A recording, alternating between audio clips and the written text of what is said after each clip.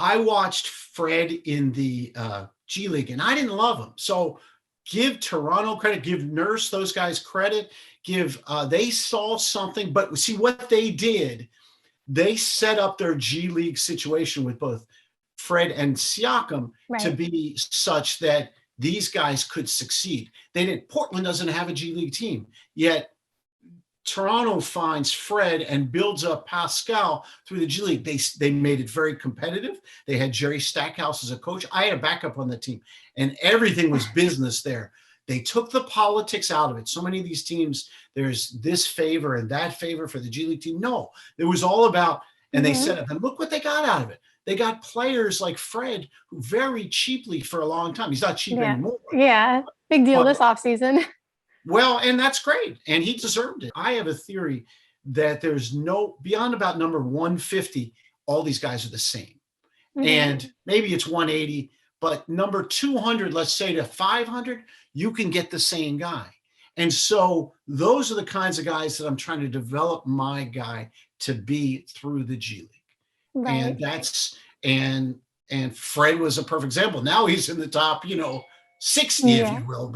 But my history, I had Troy Hudson, and he was very successful and built himself into a top 100 player. He got cut 10 times. I flew him on my nickel. Rick Pitino was coaching in Boston, and I remember the night before the draft, and he said, Rick cut him in 10 minutes. The guy ends up being the Laker killer.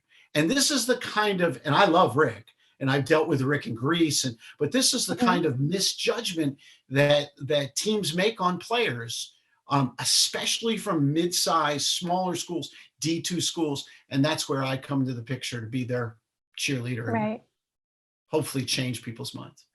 Well, that's another thing. Also, going back to like your inside perspective, being a coach, having your children who play basketball, having all that knowledge, in addition to being an agent and wanting to help players who are maybe mismanaged and that kind of stuff.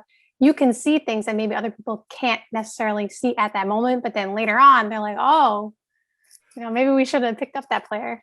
The biggest thing you can see is what a player's like. So the mistake NBA teams do is they rely on what the head coach says. The head coach rarely says a bad thing about the player, unless they're really out to get him. And then there are guys like Christian Wood and Hassan Whiteside who take longer because somebody buried them along the way. But you learn, and that's why I put my guys in the G League. The G League is the ultimate grindy league, and it tests you. And if you can find that guy the guy that looks around them and goes, what's he here for? Tell me how many guys make the team. They never make it. I had a guy named Mike Wilkes, who's now an assistant at Oklahoma City. And he never asked me who was around him. So 7 straight years, I put him in the NBA as what we call walk-on, but as in trying to make the team. 7 straight years he made it. And then you come to the January 10th date where they can cut you. 7 straight years he was cut. He was not cut. One year, Greg Popovich put $10,000 at center court and said, Mike, go get that, because that's what you're going to be making the rest of the year. And it was, that guy never asked who was around him. He just boom, straight ahead. Those guys that you can figure out who can handle it mentally, like those guys who have the confidence that I'm doing what I'm doing and they're doing what they're doing, make it. Those that don't, and the NBA doesn't figure who those guys are.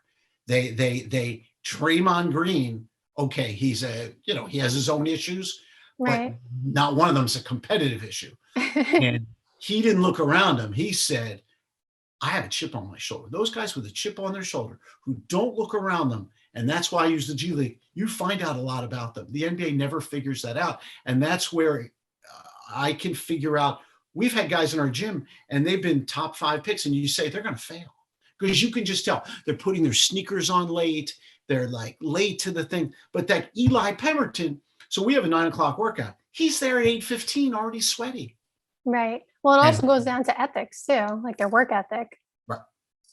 Well, that's what you learn in the G League. You learn who fights through the politics, this person's pushing this person, that person. Who's pushing Eli? Nobody, except me, and nobody listens to me.